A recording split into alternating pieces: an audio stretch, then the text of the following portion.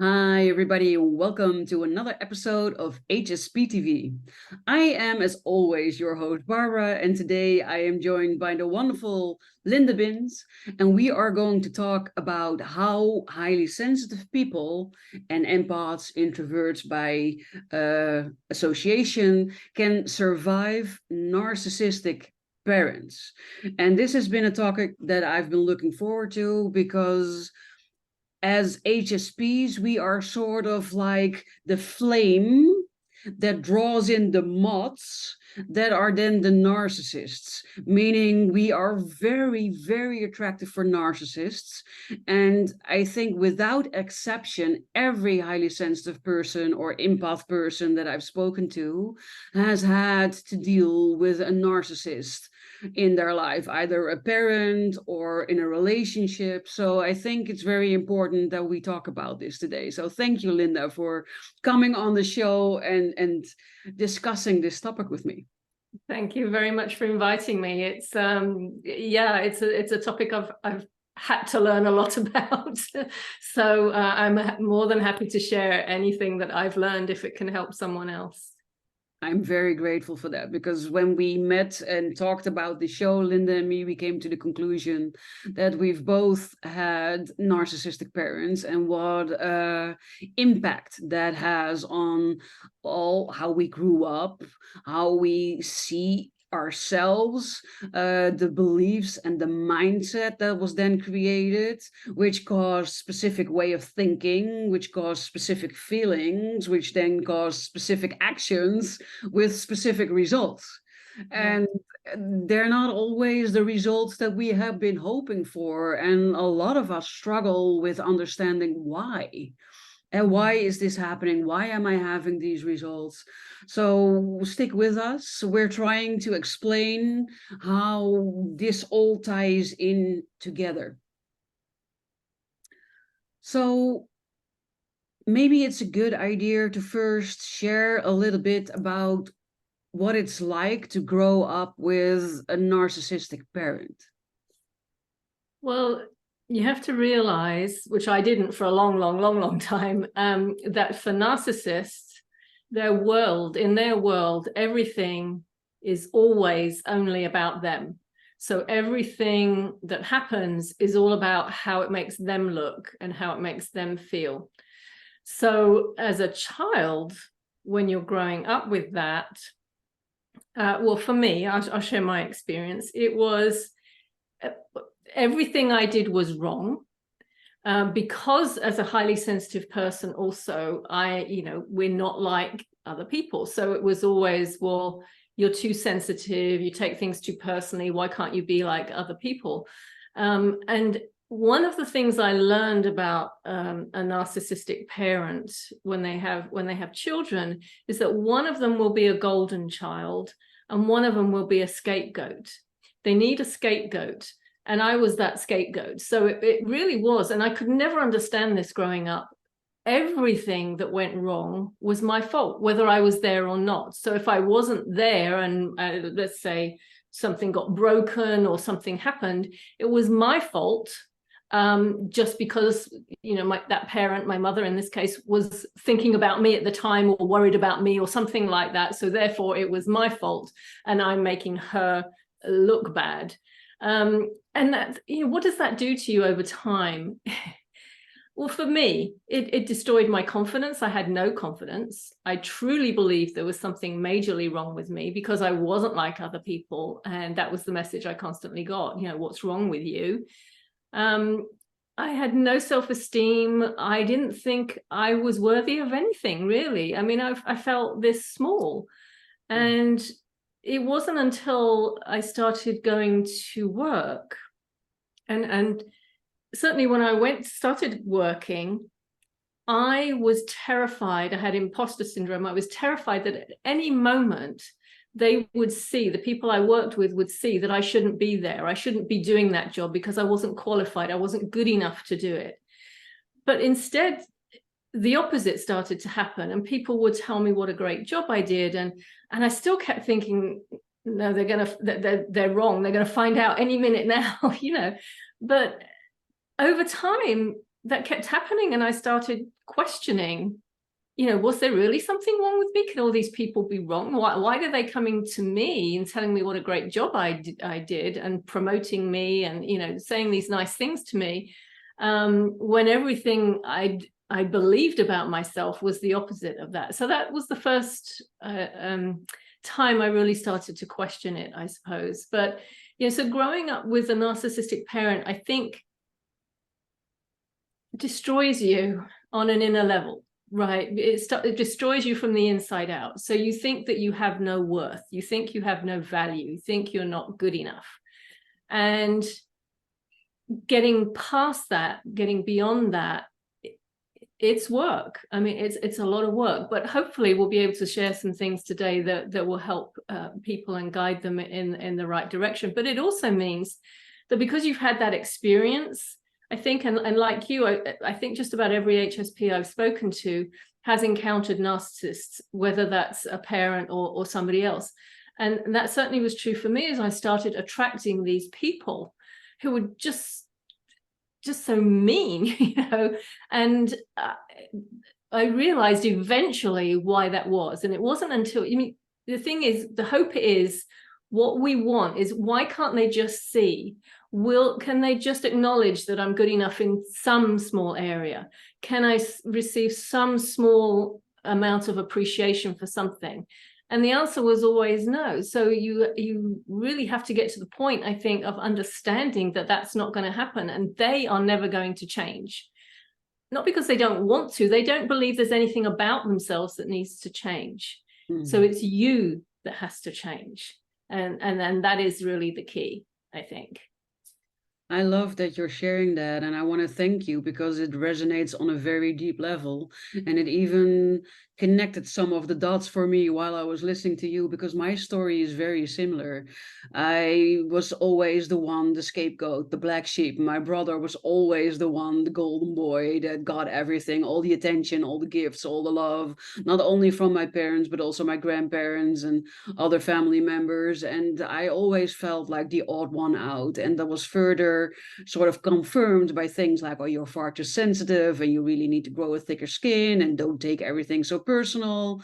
And then I have the gift of knowing. I knew things without being able to explain how I knew them, and they were so spot on that it scared people. So all of these things combined made me indeed seriously feel like there was something wrong with me. There was a long period in my life where I too thought I'm broken, or there's something wrong with me. I need to be fixed or something. And that's a big effect of what our parents have on you. And you're formed in the first 7 years of your life. There's a Chinese man who said, give me a child up until 7, I can tell you what type of man he becomes. So it's really about the formative years. And like you said, with a narcissist, everything revolves around the narcissist. Even when you think they are doing things for you and it doesn't look like it's revolving around them, it is still revolving around them. Because when they are your knight in shiny armor, or when they are doing things for you, then you think highly of them, and they cannot do anything wrong, and you've put them on a pedestal and you're sort of worshiping them, and that's the thing that they want. So even when they're doing things for you, it's still all about them and you worshiping them and being grateful to them, and that feeling their soul. And of course, this was not what my parents did, as parents don't do that with children. This is more of a love relationship where this type of thing happens, or maybe even friendships.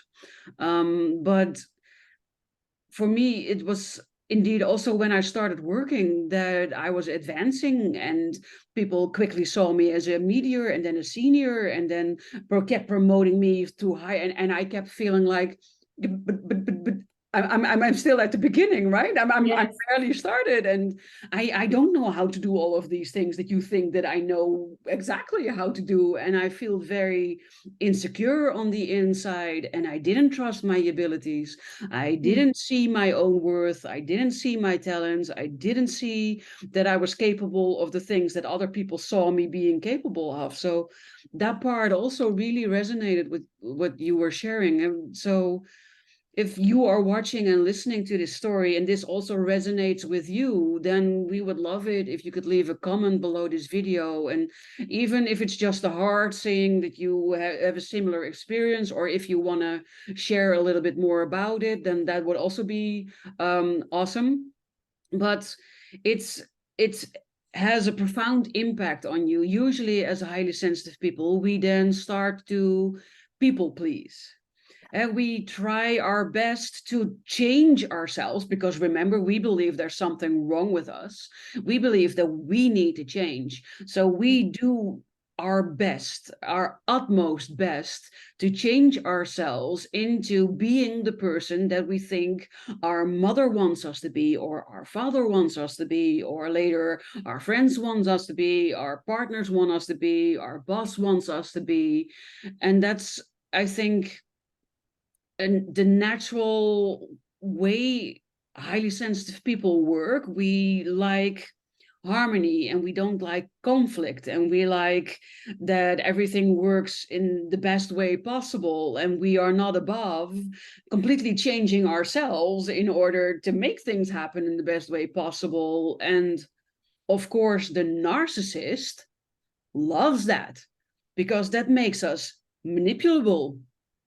They know exactly what buttons to push, what actions to take, what words to use to get us to do, well, their bidding, right?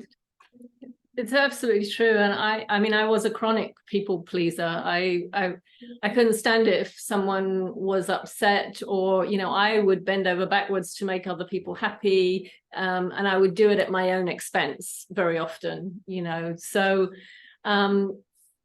it really doesn't get you anywhere. And I realized the more I needed acceptance, approval, acknowledgement, even from my mother, the less I was going to get it. And it wasn't until I completely let go of all my expectations for her and didn't need anything from her that I actually did get. One time she told me she was proud of me. I nearly fell on the floor, but it was, you know, I didn't need it anymore. The thing you have to see, the people get very frustrated, and so did I. You think, well, why can't they just change? Why can't they just see that there's something of value in me? Why can't they just give me a kind word, something like that? You have to realize that it's not that they won't change, it's that they can't change, because they really don't believe there's anything wrong with them. They can believe that they're being very loving and very caring when the opposite is true. And of course, as highly sensitive people, it affects us so much more deeply than anybody else. And so we take that to heart, and then we really do believe there's something wrong with us. And not only that, but we also have this tendency very often to take on the pain of other people. So don't think that narcissists, because of the way they are, don't have pain. They do. They have a lot of fear. They have a lot of insecurity, a lot of pain. They will never admit it. But I think as highly sensitive people, especially as we're children, we feel responsible for that. And then we kind of take that on, and we want everybody to feel better and everybody to be okay. And there's no way that we can possibly accomplish that. No. Right. And so not only are we dealing with our own pain and trauma from how we're being treated and the lack of love and nurturing that we receive, but we're also taking on other people's as well. And so that becomes very often just so intense that it can be unbearable.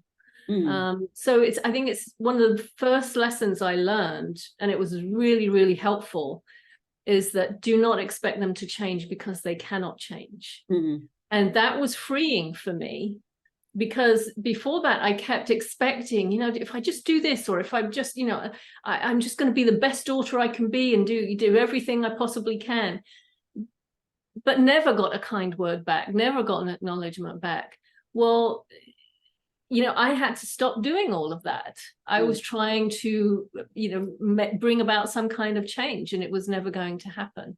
So that can be very liberating when you just realize that's who they are, accept them as they are. Is it fair? No. But if you need something, and this is another important lesson I learned, if I need something like love, acknowledgement, respect, I have to give that to myself Yes. first. And when I give it to myself, actually, the interesting thing is that that'll start to come from other people. But whatever it is you need, you have to give it to yourself and not expect it from them. And Yeah. that is liberating. It really is, I think.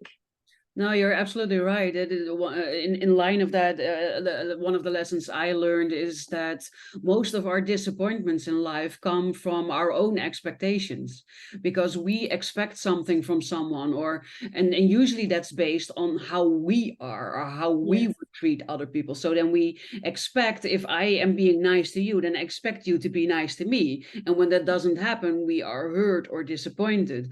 Or Yeah. when I do this for you, then I expect you to do something for me in return. And when that doesn't happen, then we are hurt or disappointed. So often we get hurt or disappointed by our own expectations of people. And we need to realize that we cannot change other people, and other people often cannot even change themselves. It's not that they don't want to.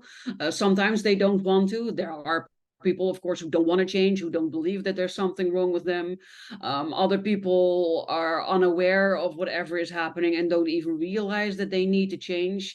They're also unaware of hurting you. And in the end, you have absolutely zero influence over other people. No matter how much you want that to be different, it's not going to happen. It's never, ever going to happen. And you're doing yourself a service if you accept that as soon as possible. Nobody is going to change. So the only thing that you do have any influence over is the way that you respond to what other people do, and the way you think about how other people do, and the way you feel about how other people do. So the only thing you can control is yourself and your responses. And like you, I've had a period in my life where I realized this, and I thought, oh, well, that's effed up, because then, I need to be the one that's the oldest and the wisest, which is a childhood trauma of mine. My mother always told me, you need to be the oldest and the wisest and give the good example. So, and I thought that sucks, because that means that I need to find a different way, and they're just not doing anything. And you can have a whole bunch of emotions around that, ranging from disappointment, sadness, anger, irritation, annoyance. Yes. Because on a certain level, it does feel unfair that you need to change yourself and the way you respond to them, while they have seemingly not a care in the world and just act however the way they want to be acting. That's so true. You do get to a point where you think, why am I the one who has to change? But I changed that way of thinking. And instead of saying, why do I have to be the one? I say to myself, I get to be the one. I get to be the one who controls this, because I get to control myself. And that's just a whole different way of looking at it. Exactly. And there's so much power actually in that, because the other way, you're a victim, right? But when you say, well, I get to change this by changing myself, by working on myself. And by working on yourself, you are just improving yourself in so many ways. And you get to be the one to do that. And, I think one of the things that I learned is that everyone is operating from whatever level of consciousness awareness they have. Right. So if you don't know what you don't know, so they're operating from a place of wherever they are. I am operating from wherever I am in my level of consciousness and awareness. And if I find something, I am aware enough to know that if I hurt someone, or if someone hurts me, then I have to look at myself. But not everybody's at that point, right? A lot of people still at the point where something happens, it's everybody else's fault. It's all external. It's all about how is what's going on out there affecting me. But it's much more empowering if you look at it from the perspective of, okay, I get to decide how I want to respond. I get to choose, and I get to change myself in ways that benefit me, but then benefit everybody around me as well. So it's actually can be a very empowering thing if you see it in that way. But yes, I've had the same feeling myself. And I love that you're sharing that, because it's so true. And that's also one of the realizations I came to. It's not that why do I need to be the one to change? No, I am changing because I am taking responsibility over the way I am feeling and the results that I have in my life, and that they are not ready or mature enough or whatever is going on in their life that they cannot do the same. Well, that's their business. I am responsible for my business, my thoughts, my emotions, my results, my actions. And I want to have a happy life. I don't want to be plagued by thoughts like this. I don't want to be weighed down by limiting beliefs and faulty autopilot programs and all the things that keep giving me shitty results in life, because I sort of came to expect that based on the way I was raised. I want a different life. And the only way to change that is by taking responsibility about myself, my thoughts, my feelings, my actions, and do it for myself. I do it to set myself free from the hurt and the pain and the expectations and the limitations of the people around me that still operate in their old paradigms. Exactly. And it is setting yourself free. That's exactly it. And one of the things I discovered was how, so we'll take my mother, she's the narcissist in my life. And I will say this is not to beat up on her or anything like that. She's been my biggest teacher in my life. She's extremely difficult to be around, but she's my biggest teacher. But I realized that she has a tendency to be quite negative. Oh, this is happening. Oh, what if that happens? What if that happens? And this could have been so different. It could have all been so terrible. And so everything tends to be quite negative. And what I used to do was try to change that. I used to say, oh, but no, but you could look at it this way, or you could do that. Or what about this? This might be helpful. I would try and help. Yes. And what I realized was what a waste of energy that was. And that was actually feeding it energetically. It was feeding that negativity. And so when I realized that, I just stopped doing that. And so she wants to complain about something or see something as bad. I just listen and I just, okay, yeah. Oh, that's terrible. And I don't try to change anything.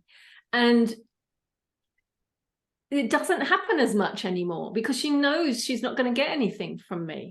I'm not feeding that.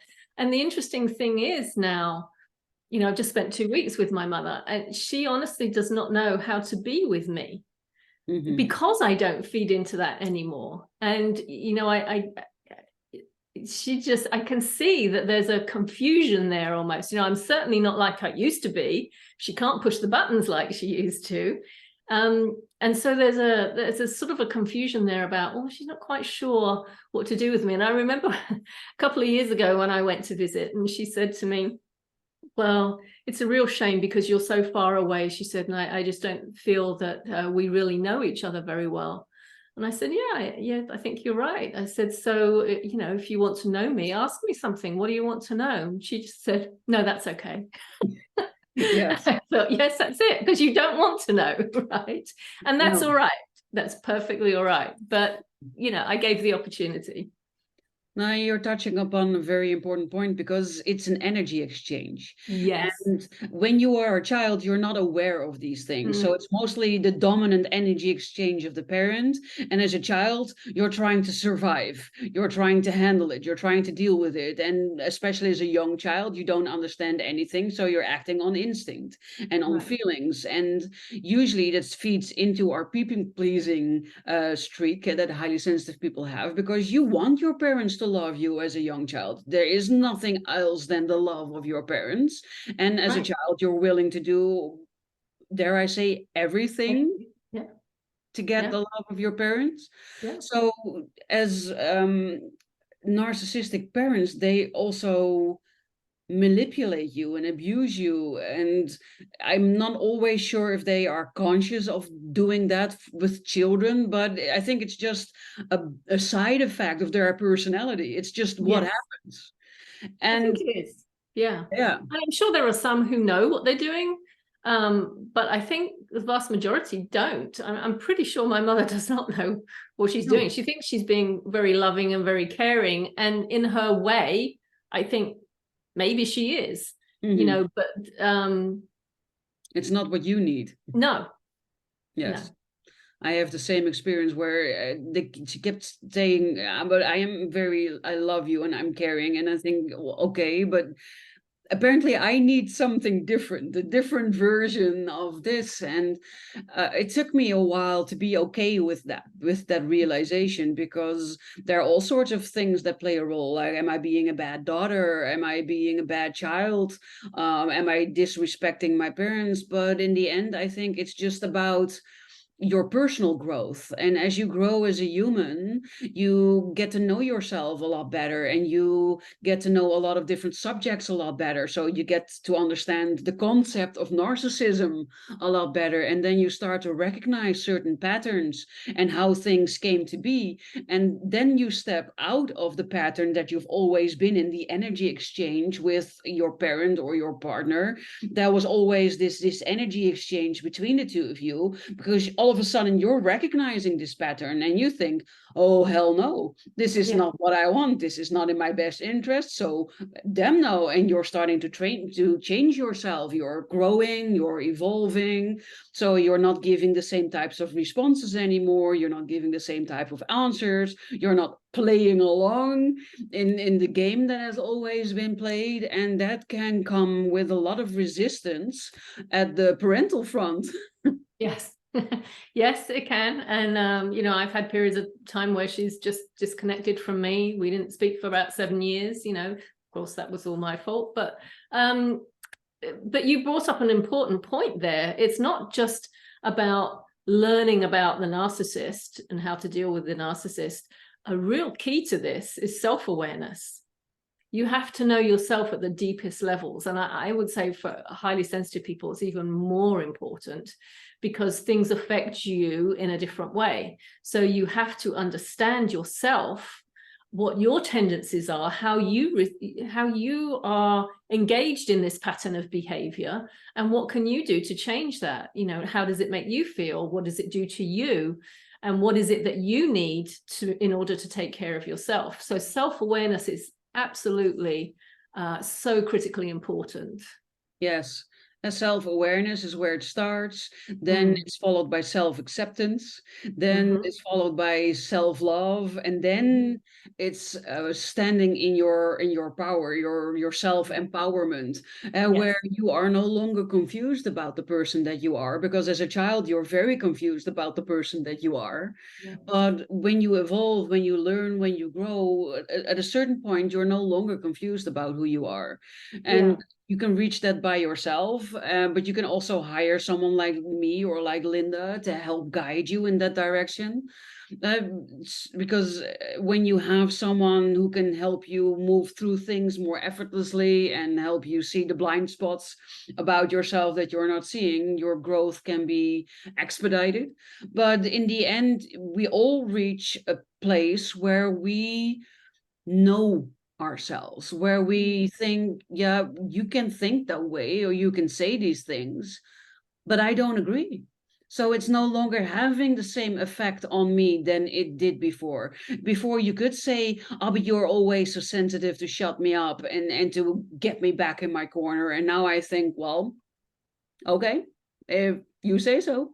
And I'm not playing along anymore. And it's all these types of remarks, all these types of things that you're starting to see in a different light, because you have built this strong foundation that is you, that's unshakable anymore, even by your mother, your father, or partner, because you know deep inside, without a shadow of a doubt, who you are. And that is a big key part in not only handling narcissists in your life, but all types of cysts or paths, sociopaths, And all the other ones, of course, you cannot name them when you want to talk about it, but you get what I mean. You know, everybody that's manipulative, that's not being themselves, that wants something, that tries to force you into something, you're going to see right through all of them. Fake friends, bad relationships, all of those things start to become more and more clear. The more you grow, the more you evolve, the more you learn about yourself. So you're right, it's not just about learning how to deal with a narcissist. It's in equal, maybe bigger part, getting to know everything about yourself, and then start loving it and being proud of it. Yes, that is so important, you know, and you know, sometimes people think, oh, that's impossible, you know, it feels so hard. I had no confidence, no self-esteem growing up. I really didn't think I had anything of value to offer. I was absolutely terrified of speaking in groups. Now I know myself. I have confidence. I know I have a lot of value to offer.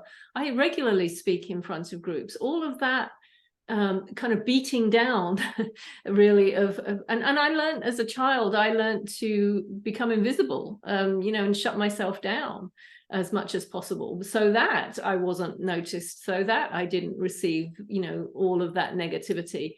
And so part of the growth then is learning to let all of that go and learning to open yourself up again.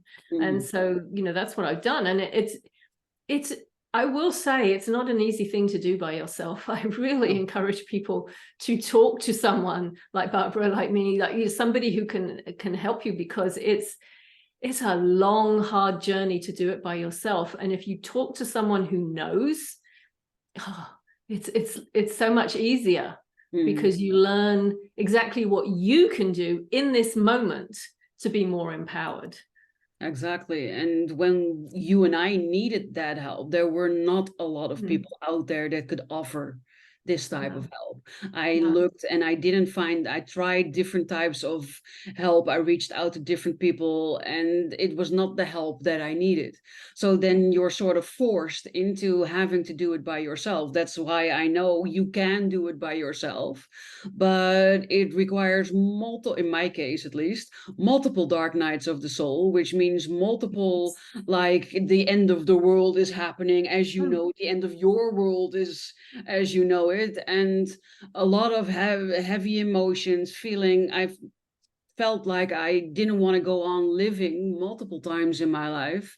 So it's not an easy path if you're doing stuff by yourself. And that's why I'm so glad with, well, shows like this, people like you, and the times that have changed, because it's so important that we talk about these things, because there are so many people that are going through these things that need to hear what we are talking about, to just at least know you're not alone.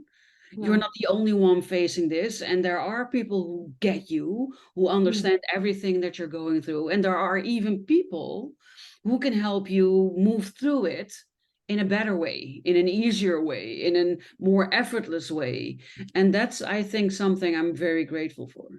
Oh, yeah, absolutely. And the other point I want to make about this is as you try to talk to people about this relationship you have, you know, with a narcissistic parent, it can be very difficult, because the narcissist is so good at appearing to everyone else like they're just this wonderful person. And so you're the one saying, but this is how they treat me. And everybody else is saying, well, you're crazy. What's, you know, they're so sweet. They're so nice.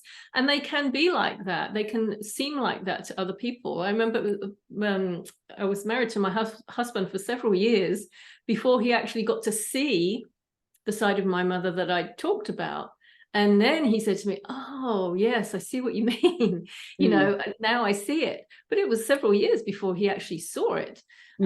So they're very, very good at putting on this appearance of being just the life and soul of the party, or just really nice, loving, caring people.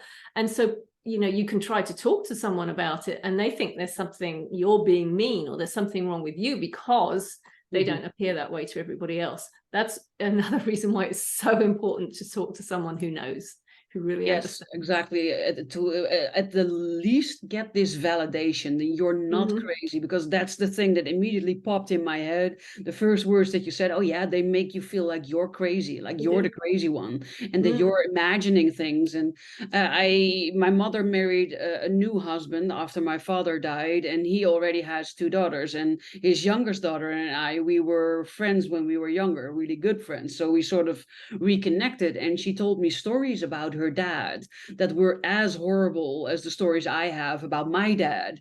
But Mm. up until that moment, her dad had always been like the dad I never had to Yeah. me. Hey, he was very kind, very attentive, very loving. So, of course, I believed her because I knew her and I know she's not lying, but I just Mm. never saw it. I never Right. saw what she was talking about Yeah. until indeed they were married for 5, 6 years or something.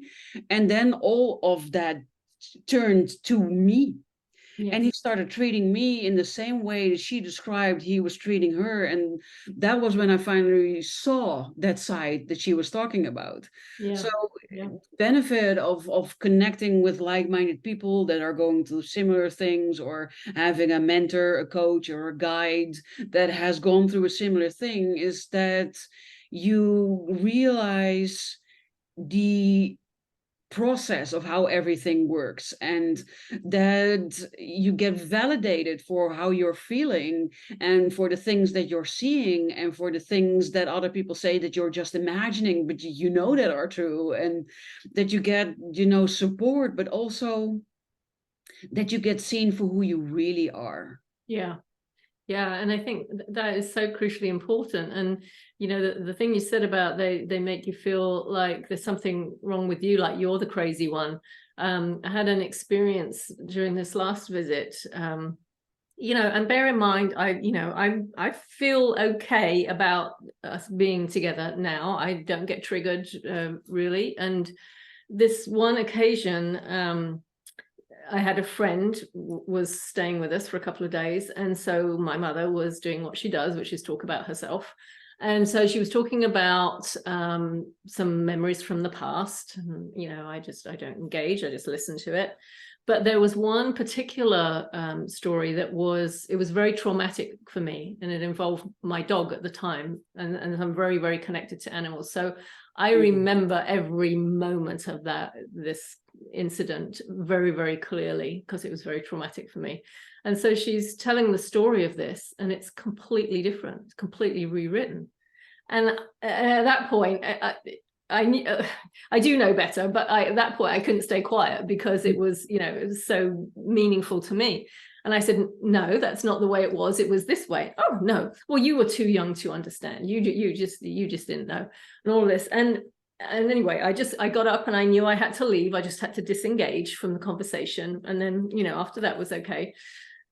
But after that, I read an article that said about how narcissists rewrite memories. They reconfigure memories in their own mind to always make themselves look better. Yes. And it's not something they do consciously. It's just an auto. So that memory becomes real for them. I mean, she was absolutely convinced that that was the truth of it. I knew differently. The difference was, this time I know what I know. And I don't need to prove that I'm right. I don't need to prove that she's wrong, but understanding that, okay, they rewrite the memories. So that really is what's real for her. Just understanding that really, really helped me in that moment. Because it just relieved me of all the upset about it and the need to, to put it straight, like, no, that's not what happened. This is what happened. I knew I didn't need to do that, because, in her mind, that was her truth. That's what happened, even though I know it didn't. So Yeah, was... and I found out that it's not just narcissists who do that. 80% of the world that's not highly sensitive tends to rewrite history to their best interest. But Yeah. a narcissist has an additional investment in that, because they want to stay up on the pedestal. They Yes. want to be the one that's worshipped. So the king of the kingdom or the queen of the kingdom can not do anything wrong, right? Because they're the king, they're the queen, so they're always right. But everybody that's not highly sensitive rewrites history. That's one of the challenges that I found most challenging, how to handle that, because we are very pure and very honest, and we tend to not rewrite history, and we tend to have a very good memory. And when other people then do that, it feels very dishonest, and and we cannot stand for dishonesty. It's so hard, because it's like, how can you possibly say that that's what happened? It was so clearly not that, you know. But yeah, I mean, they really do believe that's what happened, you know. That's become their reality now. So it's quite fascinating. That was a good lesson for me. And I think that's another example, is that it's not something you learn and then you're done. It's an ongoing process, right? You're learning all the time. I'm learning all the time. And each time it gets a little better and a little better and a little better, you know. And it's always a complex relationship, and it will never be anything other than a complex relationship. But I think now I know enough to be able to manage the relationship in such a way that is best for me, right? Because this is my mother. I could disown her. I could say I never want to speak to her or see her again. I could do that. I have that choice. I choose not to do that. I choose to continue to have the relationship with her, but the relationship now is on my terms. Exactly. It's more on my terms, and that's the difference. And it's the best it's ever going to be. I know that. It's never going to get better. There's never going to be love and, you know, hugs, and it just won't be. And that's okay. You know, that's okay, because I receive everything that I need from myself and from the other people around me who love me and care for me. Exactly, and that's a beautiful final point for our talk today. And it's indeed knowing how to handle yourself in situations. Don't take things so personal anymore, and just seeing the person for who they are, and appreciating the qualities that they do have, and sort of just ignore the rest. So that for you, the relationship is manageable, and the things that you think you can get out of it, you're actually getting out of it, and all the other things that are just not realistic to get out of a relationship with that person, you give yourself or you get from other people. And if you can reach that point, then you can coexist fairly peacefully. With for the most part, like it's peaceful. Yes. Yeah, mind you, I am several thousand miles away, but that helps. That also helps. My my family is also in a different country. That helps.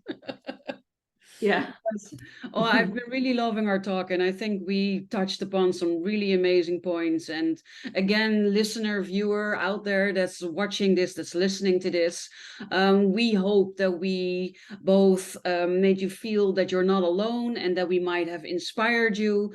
If you found this really valuable, I would really love it if you could subscribe to the channel so that you don't miss other interviews like this, and maybe share some love, a like, a comment, or something. And if you want to help even more, then it would be awesome if you could share this episode with your followers, your tribe, because just like it might be very useful to you, it has the potential to be very useful for other people that you know. And sometimes you're not aware of someone struggling with the things that we're talking about, because we often don't show it on the outside. We show a different outside to the outside world than what's going on in the inside world. And by you sharing this with your tribe, you're doing a great service to the people that needed to hear what we are talking about today, and otherwise would not have heard it. So big heart to you if you do that. And I can also imagine that you want to know how to reach Linda, because this has been an amazing talk, and you might want to reach out and connect with her. So where can people find you, Linda? The best and easiest way is just through my website, which is lindabins.com. Very simple. And I always love talking to people. So if someone wants to, you can schedule a 20-minute chat with me. If this has resonated and you just want to talk more about your particular situation, be very happy to do that. I'm also on Facebook, LinkedIn, you know, the usual social media things. You can find me there. But best thing is just to go to my website. That's the easiest, lindabins.com. Perfect. I'll make sure that all the links are included in the show notes, usually below this video, but it can also be somewhere around depending on what platform you're catching this on. But somewhere around this video will be all the links that we're talking about. And of course, I also offer a free coffee chat to people. That link will also be there. As to the point I think that we are both trying to make is that you can change your life. You can move into a direction and create a life for yourself where you don't second guess yourself, where you don't doubt yourself, where you love yourself unconditionally, and where you don't let the outside world influence your inside world as much as you're probably doing right now. And the first step is awareness. And the second step is asking for help, because I think that that's real courage. Real courage is admitting that you're somewhere where you don't want to be and that you could really use some help getting out of there.